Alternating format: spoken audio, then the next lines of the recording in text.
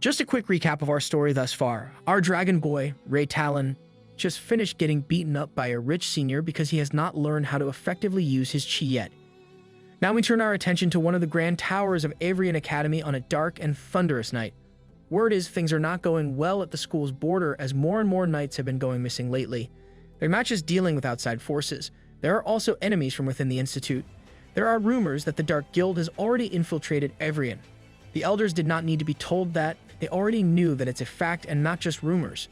If that were the case, Sir Winford wanted to take action right away to protect the students, but the elder insisted that there are more important things at hand.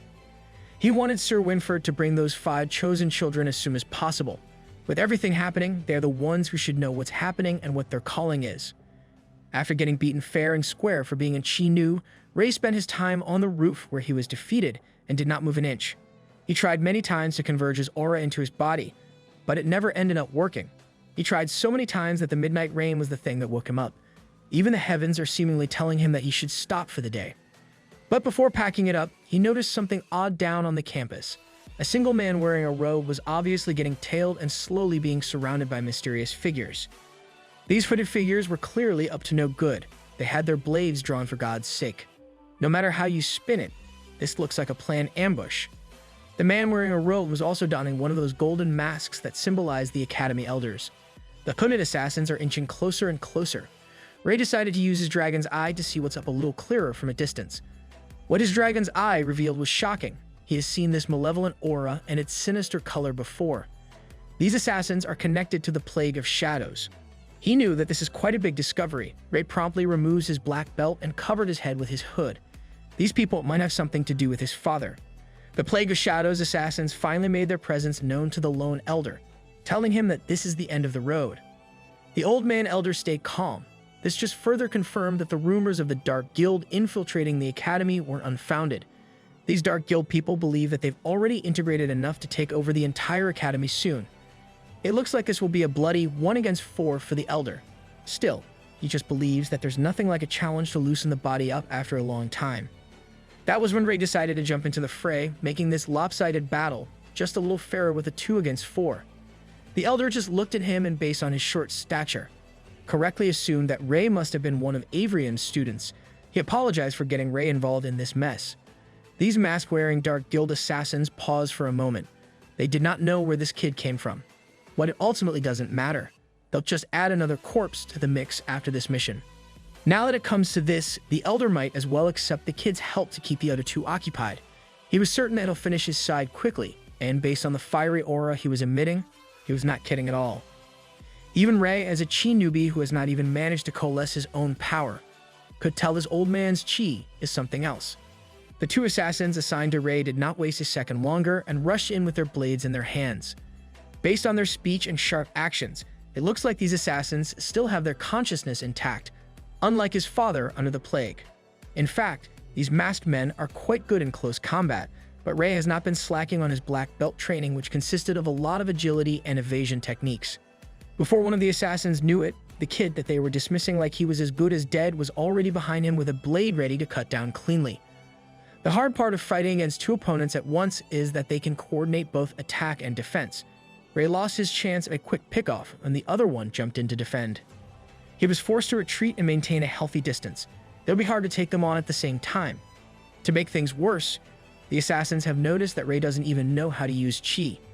They were just dealing with an amateur. Now that they found Rei out, he had no other choice but to resort to his original and more comfortable fighting style.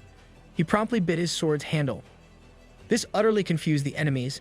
They have never seen that type of style. Still, that did not stop the 2 from charging in. They have the numbers advantage after all. Using this primal style of combat has freed Rei's hands and body, allowing him to easily dodge their coordinated attacks. His movements were weird and erratic, extremely hard to catch. After a couple of evasive maneuvers, our boy found himself on one of the storefront roofs. The assassins quickly formulated a plan to flank him from separate angles, cutting off his dodge routes. They were so preoccupied with catching one kid that they did not notice the other 2 of their 4-man team hit the floor. The elder has also somehow lost his top, exposing a physique that did not seem apparent under the robe. Grandpa got that sleeper build. With his blazing threat looming, the elder even goaded the other 2 to continue fighting as he was quite curious what the child can do. Ray and the assassins were shocked by the eccentricity of this old man. The assassins did not dare to turn their backs against such a fearsome specimen of a man. But they still have one particular thing that they can use to deal with the annoying brat before they do anything else. Ray was thinking inwardly that he did not even need to intervene in this fight.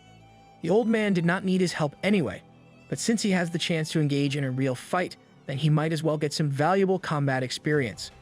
With the elder watching closely, seemingly to make sure that he doesn't get harmed, Ray held newfound confidence to stop dodging and attack with his primal combat style. The assassins tried to get the jump on Ray with their dark chi-infused blades, but he easily got himself out of their sights while grabbing onto one target. Ray was so nimble, animalistic, and unpredictable that they did not expect him to utilize the surrounding buildings as if he were Spider-Man or something. The next thing you know, he was already leveraging his grip on that building and the gravity to strike from above, shocking the assassin that made the fatal mistake of turning his back. Still, he was up against two experienced assassins here who can cover for each other's mistakes. His surefire kill shot was thwarted, and the sword in his mouth was tossed away. Ray clicked his tongue. He still was not used to fighting people of this caliber, plus he can't use chi yet, so his rudimentary attacks were not landing. The failed attack has left him squirtless. That is one less thing that he can use to defend. Thankfully, he still had his nimble legs to run around. Ray was fully prepared to just run the clock and dodge as much as he could. There's a terrifying elder out back that could save him in case things get tricky after all. But that same elder started instructing him to grab the assassin's hand and pull the guy towards himself.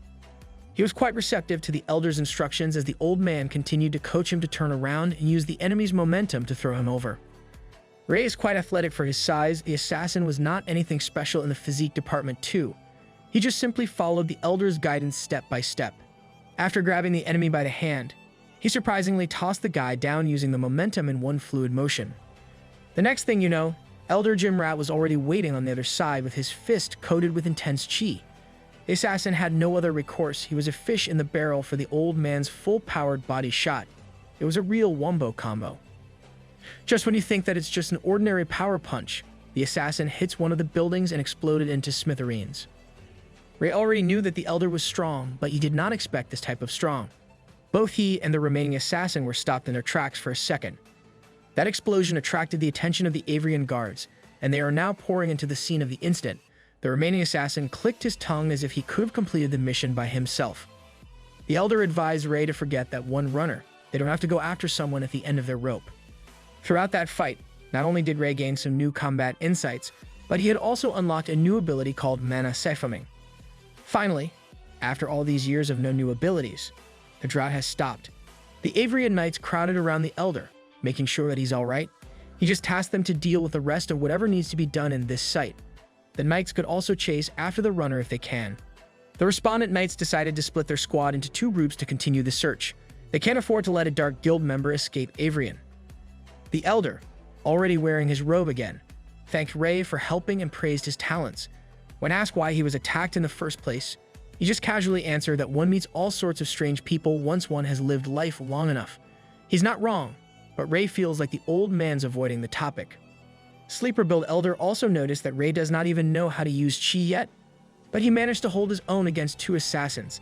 That prompted the elder to invite the young man to the martial arts club come second year. In that club, the elder was quite certain that Ray will learn a lot when Ray turned around to ask more questions. But the elder was not there anymore. All that's left was a glimpse of a fading fire instead of an old man. Ray was left there all alone just like that. There are certainly weird characters all over this place. The battle ended quite late. Ray was now headed for his dorm after a long day. Outside the door was Sir Winford. It's good that they just happened to see each other as the knight was just about to look for him. Ray is being summoned by the head elder of Avrian.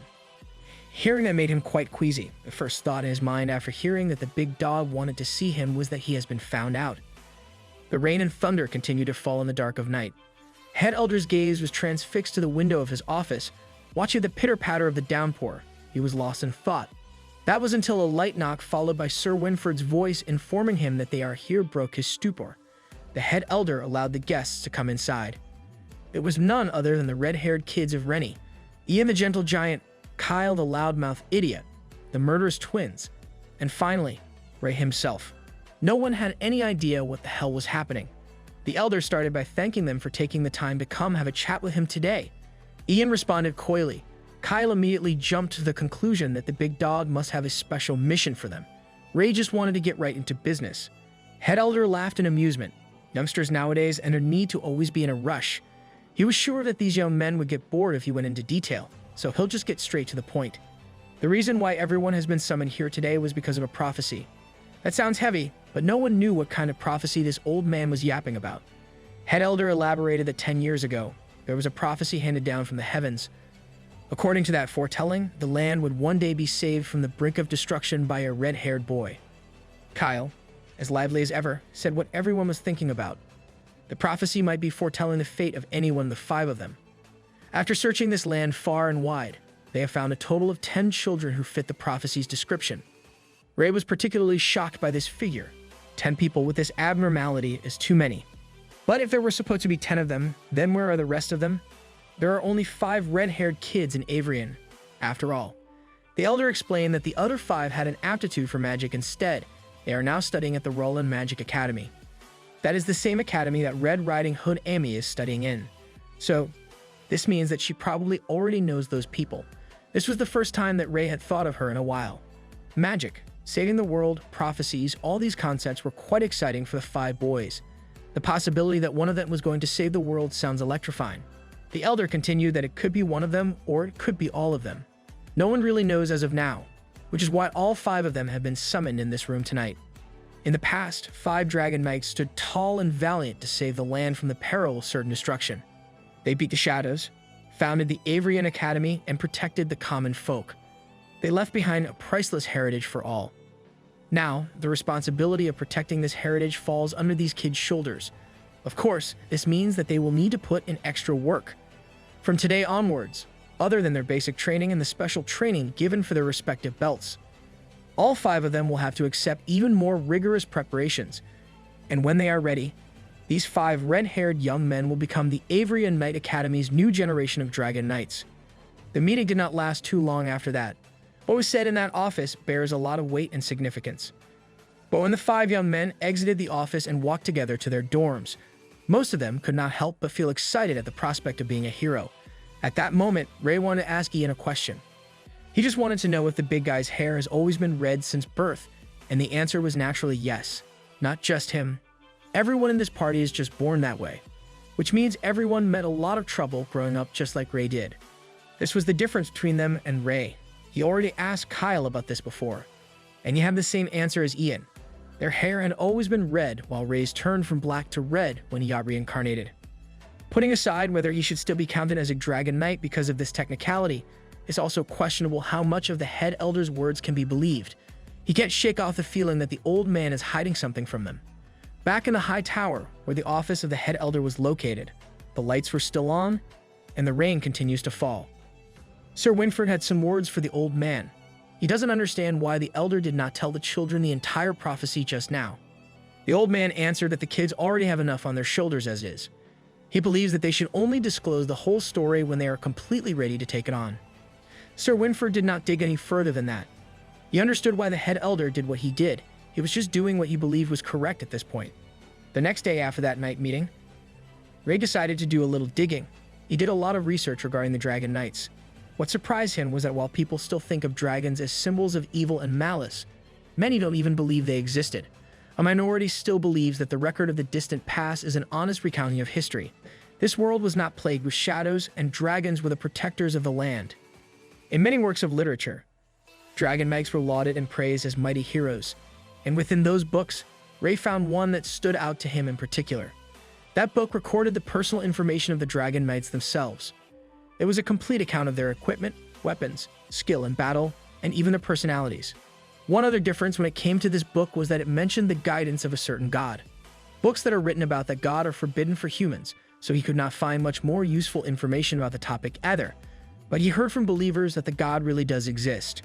And surprisingly, he lives in the capital of the Elder Kingdom, close to the Roland Magic Academy. Black belt training continued well into the winter.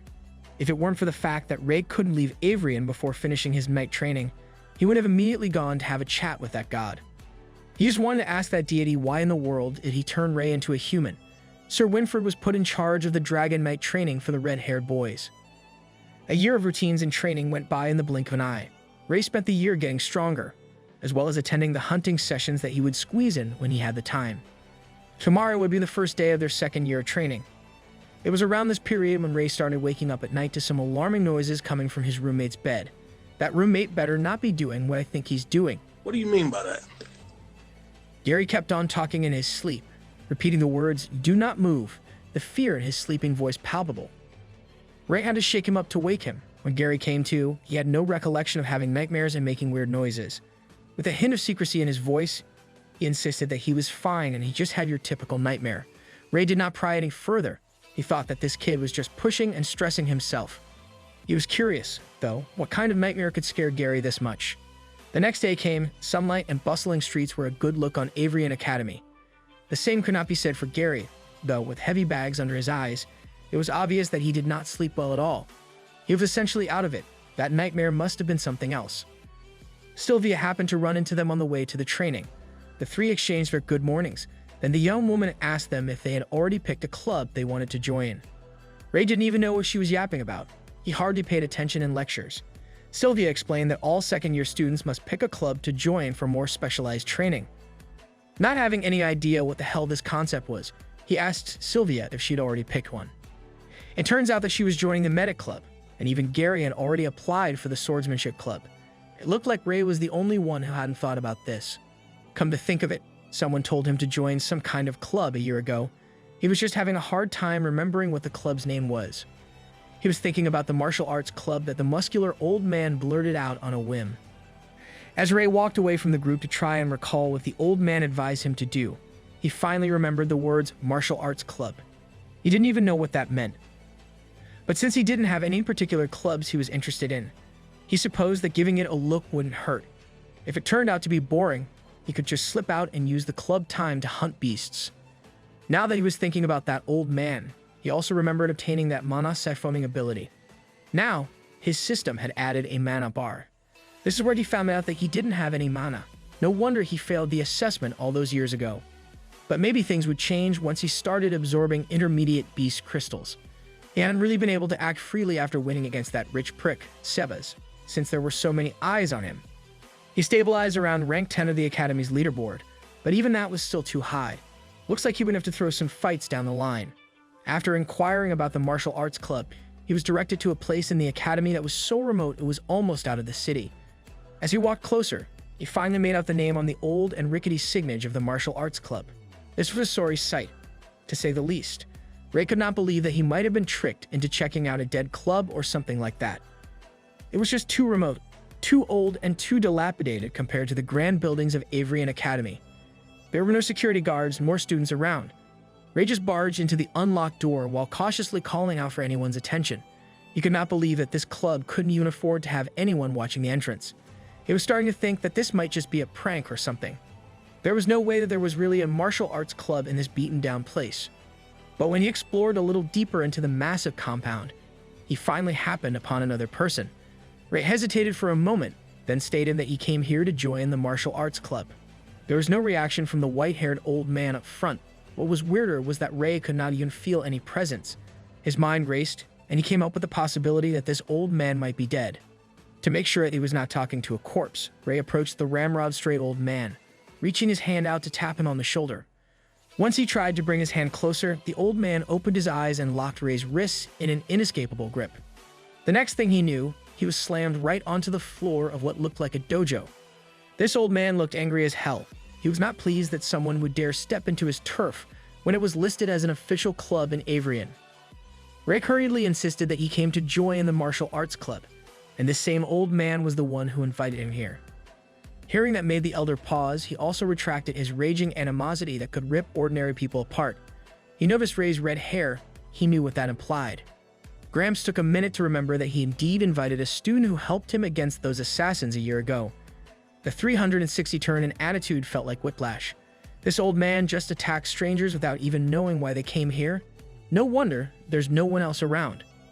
Gramps apologized as there had been a lot of strange people coming into the academy lately. He's just been a little tense, that's all. But now, he was happy that this kid listened to his advice. Ray would be his first official student. Hearing that was a surprise.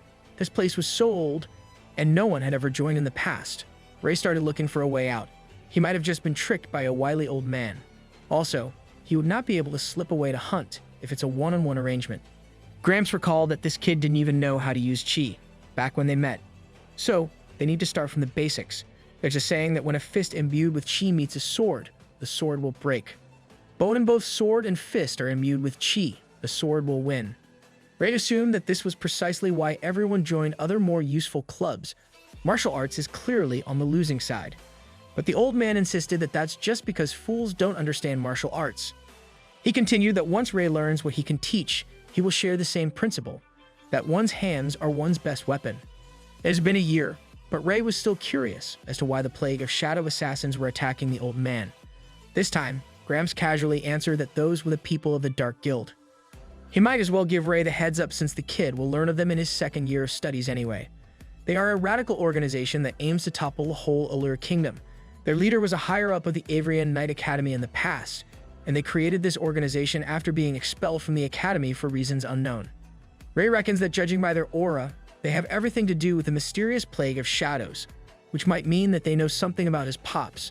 Ray wanted to dig deeper. He wanted to know why they were attacking this old man. But this is where Gramps wanted to draw the line. Ray was still a student, and he shouldn't know these things yet, but he owes the kid a favor, so he could let a little more information go. The old man took off his robe and displayed his glorious, ripped-as-hell body. Those assassins wanted him to die because he's one of the 6 elders of the Avrian Knight Academy, Vaughn. He might be old, but he's quite confident in these muscles that he cultivated for ages. So with that, training is in session. Ray, the prospective Dragon Knight, versus Elder Vaughn. It seems like this old man knows a lot about Ray and that prophecy. This could also be a valuable spar, so Ray wanted to use his full strength. It's a good thing that this old man is an elder of Avrian. That must mean that he's strong as hell. Ray doesn't have to worry about holding back or anything like that. With his fully powered punch in optimal conditions, Elder Vaughn responded by not doing anything and just absorbing the hit with his body. That elicited a surprised reaction from the old man's eyes. He did not expect Ray to hit that hard with just raw strength. Ray was equally shocked too. Punching Elder Vaughn head-on gave him the sensation of hitting a metal board with how hard the old man's body was. Gramps could not believe it. He asked if the kid used chi in that attack. Ray just casually replied that he did not, while blowing on his bruised fist. Stars immediately appeared in the elder's eyes. Ray was like a once-in-a-millennium diamond in the rough. The kid was even stronger than a bull without chi. He holds immense potential, and once he gets the hang of chi, the elder assured him that he'll soar into the heavens. Seeing Gramps get all giddy like a little kid, Ray felt like Elder Vaughn doesn't look very reliable. Gramps does not want to waste any more time. The trading should begin now, even though Ray has not even finalized his decision to join yet. He did not know that after showing the elder his punch, his fate has been locked in. Fortunately, Elder Vaughn decided to put his robe back on. He was making them look bad in comparison. He lectured that when people talk about chi, they are referring to the energy that comes from within. As human beings, everyone can produce chi just by breathing. The stronger you are physically, the more chi you can utilize. The key to grasping the concept is to make chi flow freely in the body. To simplify the process, Elder Vaughn will transfer some chi into Ray's body. He will guide the chi in the young man's body with his own.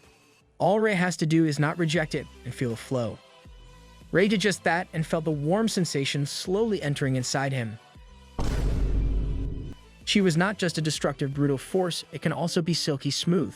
Ray was so lost in the meditation that he didn't notice his system activate. He was awakened by the sound of the old man hitting the mat cold. The system gave him a congratulatory notification for finally activating his empty mana bar. Due to the passive activation of mana siphoning, he absorbed enough mana to fill his bar and knock out Elder Vaughn. He hadn't explored this ability for a year, so it came as quite a shock. He tried to wake the elder up, but his complexion and breathing were not good at all. If this old man dies, he will have to answer for it. That's just a lot of trouble waiting to happen. Ray calmed himself down and monitored Elder Vaughn's heart. Thankfully, Gramps did not die from mana exhaustion. He was just unconscious. His heart was still beating. Ray sat down to the side, evaluating what happened just now. Elder Vaughn is passed out cold. He only now connected the dots that his mana siphoning is a passive skill and the system absorbed mana from the elder's body while he was transferring chi. He absorbed so much to the point of filling up the bar to 100%. This was all completely an accident. 5 minutes later, Elder Vaughn was still out cold with no signs of waking up. Ray was starting to think that the old man might not be all that strong after all. 10 minutes later. The old man looks as though he won't die anyway. He might as well just use this downtime to train. A dragon's patience only lasts 10 minutes. First things first, Ray activated his dragon's eye for better visibility. With this, he can see the flow of chi a lot better now. All that's left to do is try to experiment with making the chi flow according to his thoughts. He sat in a meditative pose and started commanding the chi inside his body to converge to his solar plexus. Unlike the countless times that he had tried before, the convergence worked with seemingly no problems this time around. Next, he just needed to make it circulate within his entire body. The convergence went without a hitch, but the chi dissipates once he tries to manipulate it throughout his whole body. It requires a little more mastery. To master something, he naturally needed practice and repetition. He just must try again. Back to the first step, converging the chi in his solar plexus until it reaches an impressive rate of density. Next is distributing that pure energy inside his whole body. This second try resulted in a failed dissipation too. And then another, and another, and another. Every time Ray tried to distribute the energy with finesse, he failed at the same junction. It was starting to get very exhausting now. The flow of his chi just becomes so unstable after convergence. The hypothesis that he came up with was that he was just not coalescing enough energy. So, for his next attempt, he wanted to use as much chi as he could muster before distribution. Just from the look of this attempt, you could see that Ray was pushing a little too hard. When he surpassed the levels that he had already tried, he pushed for more and more chi. Ray had reached the point where just maintaining the chi he had accumulated was starting to physically hurt. His fiery energy had also escaped from his solar plexus, emanating out of his body in excess. He was accumulating so much energy that the dojo started rumbling. As the room shook and the heat spread, Elder Vaughn finally opened his eyes. He immediately jumped in fright at the sight of Ray. Looking like the god of fire with his blazing chi filling the room, enveloping everything in sight with heat. Gramps had just come out of his coma, and now he had to put out a literal fire inside the kid. His urgent advice for Ray was to not move at all. This was a tricky situation that needed to be resolved before it developed into something much more serious. Elder Vaughn started manipulating the incredulous amount of chi that Ray had gathered. After taking away all the excess destructive chi, Gramps pushed it out of the door and into the courtyard like an unwelcome guest. This small amount of excess chi was so powerful and destructive that it annihilated every building in its wake. That amount of destructive power just from the excess chi of a young man was unheard of. If Elder Vaughn had not woken up in time, Ray could have possibly killed himself. After the Elder slumped to the ground unconscious a few minutes ago, it was now Ray's turn to go night-night. Ray was out of it, and he kept hearing voices around him. The voices were talking about how he suffered from what looked to be mana deficiency. But that didn't make sense, since he's not a mage. When he finally started opening his eyes bit by bit, he saw Kyle and Sylvia worriedly looking at him vaguely. Sylvia continued that he had mostly recovered at this point, so he should be waking up any time now. And as if on cue, Ray finally regained consciousness. The first thing he asked was where he was. Kyle answered that he was in the hospital, as if it was common sense. Sylvia elaborated that an old man had sent him here in a rush earlier. Everyone got a great fright from that. That old man even got the hospital's dean to check on Ray himself. His friends did not know that Ray had some connections with someone who had that kind of pull. Sylvia reminded Kyle to keep his voice down. This is still a hospital after all. Kyle was just too curious about that old man to be able to order the dead directly like that. Ray just responded with an awkward laugh. Sylvia saw that the old man genuinely worried for Ray's well-being. He only calmed down after he was told by the dean that the young man would be fine, and the recovery would be fast. Ray thought that Gramps was just being too ostentatious. He did not even think about the people that would question his identity. Ray just explained to his friends that the geezer is the instructor of the martial arts club. But before that, why was Kyle the loudmouth here in the first place? He blushed and admitted that he joined the medic club as opposed to a combat-oriented one, as he's always been interested in medicine, so if he took the chance when he got it. Behind the other curtain in the other room, the sickly Gary peeked his head through. He slowly went to Ray's side, limping and clearly in no good condition. He was resting until he was woken up by Kyle's loudmouth. Everyone was practically here. It's like they moved dorms to the hospital. Gary was here simply because he hasn't been sleeping very well lately. Earlier, he ran out of stamina during training, so he was ordered to rest, but Kyle's nagging made that impossible as well. Ray feigned a smile, but he was getting increasingly worried about Gary's bizarre nightmares. The very next day, Ray was up and about, back to his old lackadaisical self. He He was heading back to the martial arts club to look for the old man. Elder Vaughn welcomed him back with a crispy slap to the back of the head for being an absolute fool yesterday. This kid dared to come back so casually after that stunt. Ray insisted that it was not that big of a deal, but that's because he did not know what could have happened. If the elder wasn't there, there's a big possibility that Ray could have died. In the least horrible scenario, he wouldn't have been able to use chi anymore. Gramps finally calmed down and invited the young man to sit. He doesn't want to praise Ray, but being able to accumulate that much chi on the first day of practice is something else. Ray perked up. That must mean he's talented. Elder Vaughn does not want the young man to get all cocky now. First, he must learn how to control that monstrous chi. He will be limited to converging energy at the size of a fist every time. That's not too big nor too small. Once he becomes familiar enough with it, then they'll be able to continue to the next steps. This has now become one of Ray's most important parts of the day. He endlessly practiced the basics according to the old man's instructions. He could now use chi to strengthen any part of his body after just 5 days. He does not only have an abnormal amount of chi at his disposal, but it also looks like he's a genius when it comes to control too. For the next few days, he trained to manipulate chi to where it was needed at the fastest speed that he could muster. He actively learned how to do that in combat with the veteran elder. It was difficult, but he ended up accelerating his training significantly. The next morning, the second years gathered at the southern gates of Avrian City. This would be the first time the students went hunting after becoming second years. Not for Ray, of course. He had been sneaking off and hunting beasts for a few years now. Sir Lancey urged them to listen carefully to what he had to say because this could mean life or death for these inexperienced fledglings. Everyone had mixed reactions to this sentiment. Sir Lancey stated that there were 3 safe hunting grounds where second years were permitted to hunt. There, they would be able to obtain beast crystals that could be used for trading and equipment crafting. There were a few areas nearby where beasts mated, and if they wanted to stay alive, Sir Lancey strongly suggested not straying off the fixed path. The spot that Ray's group had been assigned to was the outer circle of the forest. Today, each of the teams would head towards their grounds before switching at a later date. By doing so, they would become familiar with all sorts of different magical beasts. Martha slotted into the role of scout, and according to the guidebook, the hunting grounds they were heading to was known as the insect forest. Kyle's enthusiasm was immediately dashed. He hated bugs. Dan, on the other hand, thought this would be easy. They were just bugs. Ray's attention was not on this childish mission. He was worried because something was still not quite right about Gary. Blondie was out of it. That boy needs some Red Bull. The group hadn't even gotten far, and the first bug beast had already shown itself. Dan maintained his show-off attitude. He thought the incoming enemy was just a regular, harmless ladybug, and there was no need to freak out. But when it fully came into view, it laid eyes on the so-called regular ladybug the size of someone's head with gnarly teeth. This first enemy was easily dealt with a single arrow splitting its body in half. Fortunately, Martha was quite a capable scout, keeping a clear head. Sylvia warned everyone to be prepared. Bugs might be weak, but they usually appeared in swarms. And just as she finished saying that, other ladybugs started coming out of the woods, their sights focused on revenge.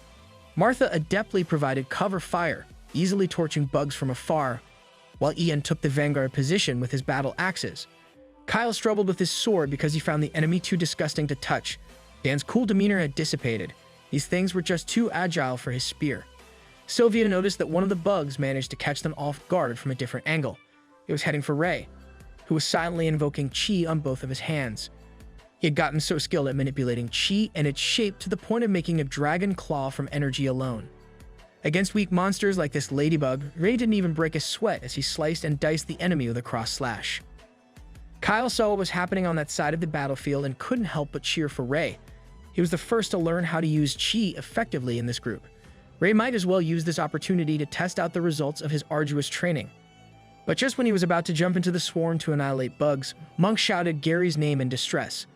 Blondie at the rear was not paying attention to the surroundings and ended up getting attacked and munched on by a freakishly huge ant. Thankfully, gentle giant Ian came to Gary's rescue, swiftly cutting down the monster ant's body and head with a single chop. He wanted to make sure that Gary was okay as Sylvia rushed in to help. Blondie's right arm did not look good at all. He insisted that he was fine and apologized for being a burden to the team this early. Fortunately for him, the wound was not that deep. Sylvia just needed Ian's help to take off the armed guard so they could perform first aid. Ray was getting increasingly curious about his buddy's state of mind. The usually talented Gary would not get hurt by a beginner beast like that ant. There was something fishy going on. Ray steeled his resolve to ask Gary what had been going on after this mission was done. Meanwhile, Sylvia surprisingly pulled out the results of her medic training. She could magically heal wounds now. Dan was surprised that medic club members learned these essential techniques. Kyle explained that not only can she strengthen the body and weapons, but it can also help cells recover faster. It seemed like Ray was not the only one who learned some new tricks. That just meant that he needed to work harder. After the chi healing, Sylvia neatly wrapped up Gary's arm, and he sincerely thanked her. Dan could not help but sigh disappointedly since they only got a single beginner beast crystal after all that effort. It was starting to feel like they wouldn't even be able to hit the tax limit for today. Hearing the word tax caught Ray's attention. Dan could not believe that this kid was asking him what the tax was when it was emphasized in the instructions. He explained that everyone must hand up 1/10 of their earnings when they get beast crystals at the hunting grounds. They don't get taxed if they get less than 10, though. Ray had not thought much of it, but this was how the academy operated. There were many more places where you had to hand up tax down the line. Ray was already scheming for a way to avoid paying the tax without that pesky Lancey catching on. Tax evasion is always the way to go, my friend. It looked like the target number was less than 10 beast crystals. Ray could not help but look at his system's mascot. And so, a whole day of hunting came to a close as the sun prepared to set. The group gathered at the entrance of the hunting grounds where they had to reluctantly pay their first batch of crystal beast tax a Lancey's bag. When it came to Ray's turn, he insisted that he only got 5 beginner beast crystals when he spent more time hunting than everyone else. He chalked it up to bad luck, but Sir Lancey didn't buy it. This kid was tricking him, prompting an equipment check. Ray removed everything that could be used to conceal beast crystals and played along with Sir Lancey's games. After a thorough search of his belongings, Ray flashed a smug smile at the knight and asked Lancey if he found anything. Sir Lancey did not find anything, but he still felt like he was getting played. He thought that the young man hid his loot somewhere in the mountains. He had seen sly students like this before, trying to game the tax system. Well, Lancey could yap and accuse him all day long. He could say what he wanted, but Ray was confident that the knight wouldn't find anything incriminating. Sir Lancey refused to believe that Ray was just an incompetent bum, and he would do his best to catch him in the act. When Ray finally joined up with the rest, Monk immediately asked him how he evaded the tax. Everyone in the group knew that Ray definitely got more than a measly 5 beginner beast crystals, but that was a secret. Ray found out this trick a while ago. After saving the beast crystals in the system, the beast crystals in real life become useless rocks. But the system will always give him crystals directly after hunting magical beasts. Meanwhile, everyone else needed to dig around on a magical beast's corpse just to find theirs. This profitable hunt has made his system greedier as it devours so much loot. In order to not garner suspicion, he asked the system not to extract beast crystals for him. Besides, beast crystals can't be taken out of the system once they have been put inside. He still needs some capital to trade in the shops inside the city. He only left behind 5 physical crystals, so he doesn't have to pay taxes on his loot. He did not expect that his system could also be used as an effective tax evasion machine. His system now contains 10 beginner beast crystals, 2 intermediate, and 1 ultra beast crystal. Come to think of it, he didn't expect the system to work on weapons that have already been forged, so this ultra beast crystal was just a nice bonus from last year. Ray also knows that he must be a little more careful in the future. If Sir Delbert finds out what he did, that hateful guy would surely tear him apart. With everyone on their way back to the dorms, Ray reckons that they should head back too, but Gary was behaving oddly right now. He came up to the guy to check what was wrong, but he looked like a lifeless statue. Gary's eyes were lifeless, and he kept on repeating that he has to open the red door repeatedly. When Ray tried to ask him what the hell this blondie was talking about, Gary started behaving erratically, crying his eyes out, his heart beating out of his chest. The voices in his head would not leave him alone. Now Ray was really alarmed. This kid was having a full-on psychological breakdown in the middle of the woods. The rest of the group on the way back to the academy finally noticed that they were short 2 people. Ray and Gary were just behind them a minute ago, and now they are nowhere to be seen. Monk told the rest to head back first. He'll circle back to look for the duo. Sylvia was worried too. She wanted to tag along. But before she could join, Monk had already vanished. He assured the group that it will be fine, and he'll be back soon. With Monk's outstanding speed, it did not take too long for him to find Ray and Gary in the middle of the trail. Ray informed him that Gary's not doing so well right now. The kid has been going on and on about a red door. He kept on asserting that he has to go to the red door, to the voice that was calling him. Based on Monk's reaction to that information, it looks like he knows just what the red door Gary has been obsessing over really was. If he was not mistaken, there's only one red and menacing gateway in this place, the infamous Avrian prison. Later that night, the number of people experiencing bizarre dreams has increased. Ray felt as though he was transported to a different world, a void. A disembodied voice coming from an otherworldly orb started speaking to him as if it was waiting for his inevitable arrival. He asked the voice who it was, but it didn't answer him. All that matters was that the voice has been waiting, and now it will tell Ray the hidden piece of history. He continued to ask what the hell this orb was, but it didn't entertain any question. The orb started glowing in a gold light. Its voice promised Ray the secrets inside him and this world. Ray was still flushed with confusion, but hearing those words definitely caught his curiosity. Before he knew it, the golden orb has summoned a red gate opening up into the world, revealing its secrets. The void space rumbled for a moment, and finally, the red gate has closed shut, swallowing the golden orb as if telling Ray that the answers to his questions are behind this impenetrable red door. He tried to catch up to that bright light that promised him everything he was looking for, only to wake up in his bed with his hands foolishly trying to catch the non-existent. It was far too realistic to only be just a dream. Beside him lays Gary. He was still asleep talking about the red door. Now, Ray has been seemingly infected by this bizarre phenomenon too. Back in the middle of the woods, Monk proposed the idea of getting Gary to the hospital first. No matter how hard Blondie tried to recall his nightmares, he just could not remember. He only passed by the Avrian prison and glanced at those doors once in his life. Then he started having nightmares about it every night. Whenever he wakes up, he would not remember what the dream was about. What remains was an endless feeling of fear. Something is calling him from beyond those doors, and that feeling is only getting stronger. Gary feels compelled to do what it says and take a look. Monk immediately shut the idea down. That place is absolutely off limits. The only thing they'll get is expulsion. Gary already knew that, but there's seemingly no other way around this problem. If this goes on, he'll probably get tortured to death by the voices inside his head.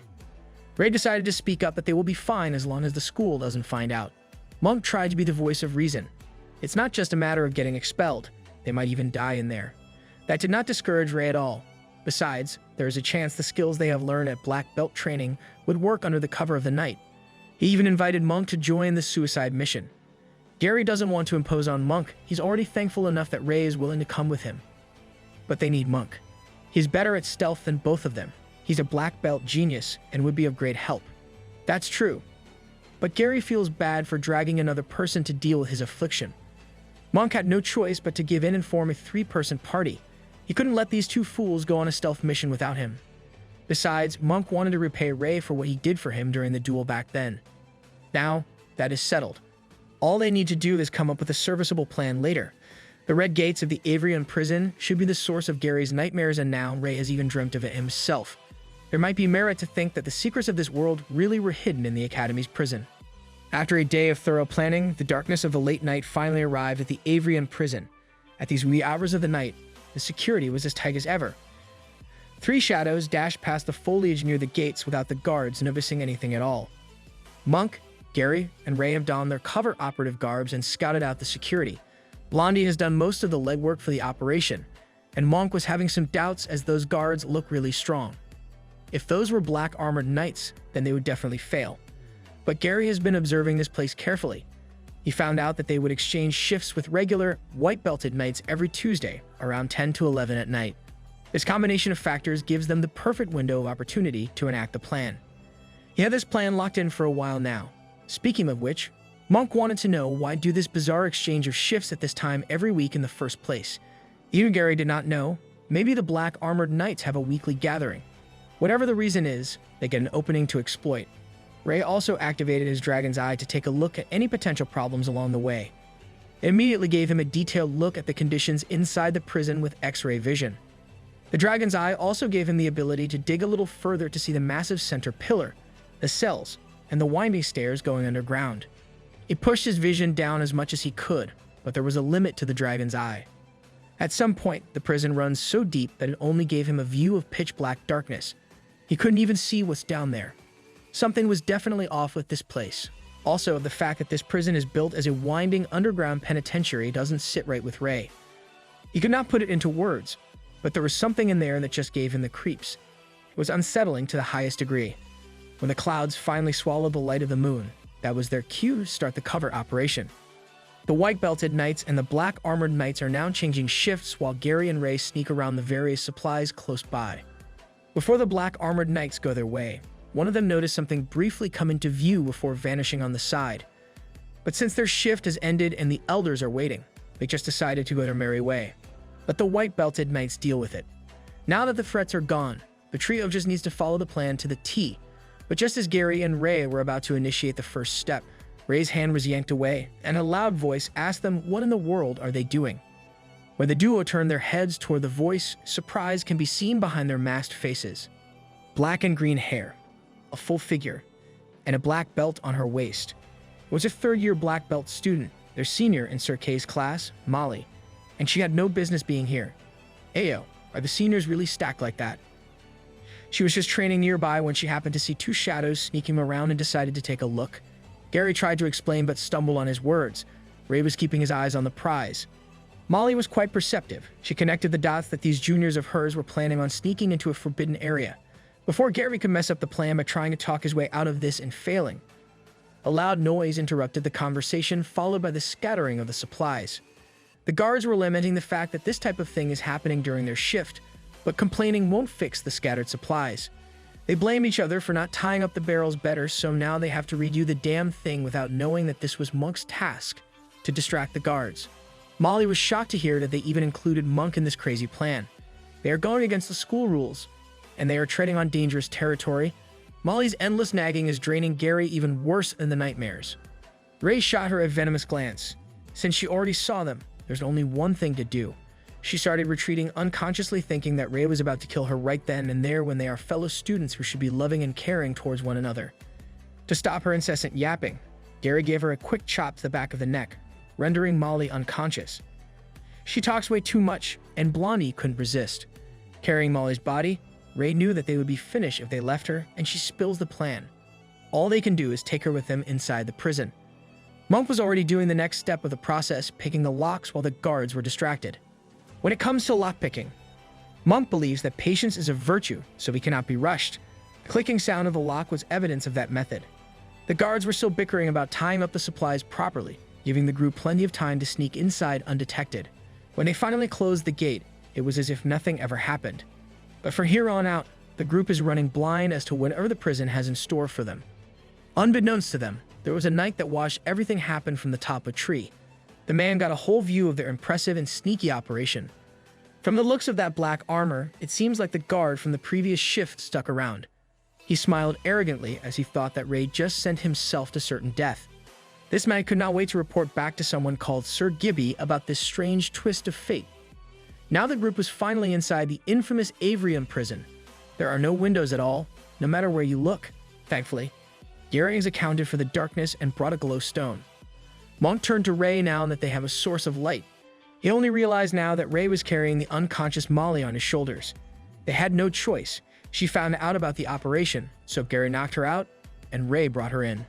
While they were discussing the next step, Molly finally woke up, still groggy from being knocked out. When she recalled what happened, she immediately reprimanded these kids for messing with a senior. She threatened to report them all loudly. Gary panicked and tried to explain again. Ray casually retorted back, giving her the permission to report them. They're already inside the prison, so she could just shout as loud as she could and 4 of them would get expelled. He had no time to deal with Molly's nagging nonsense.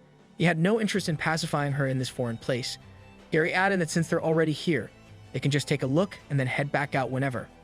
Molly was still pissed off at Ray, but she knows that what he said made sense. Does he have the legendary dragon Riz? Eventually, her curiosity about what this mysterious forbidden place holds outweighed her rational mind. She accepted being a part of the operation, but she won't take any responsibility if the second years get into any trouble. She doesn't need to worry in that regard, though. Also, since she's their senior by a year, she will lead the way. Gary just gave in. So, Molly led the way as they head down the winding spiral staircase of the supposed prison. It was more than weird that there does not seem to be anyone in here. This was supposed to be a prison, yet they have not seen a single inmate anywhere in these empty cells. Everyone has no idea what really was up with this forbidden area. Gary has never even heard of criminals being transferred to this place. That's why it's even weirder that it had always been under heavy security. Molly tried to nonchalantly butt in with a cough. She thought that these young men came here because of the rumors. It seems like they haven't even heard of those claims.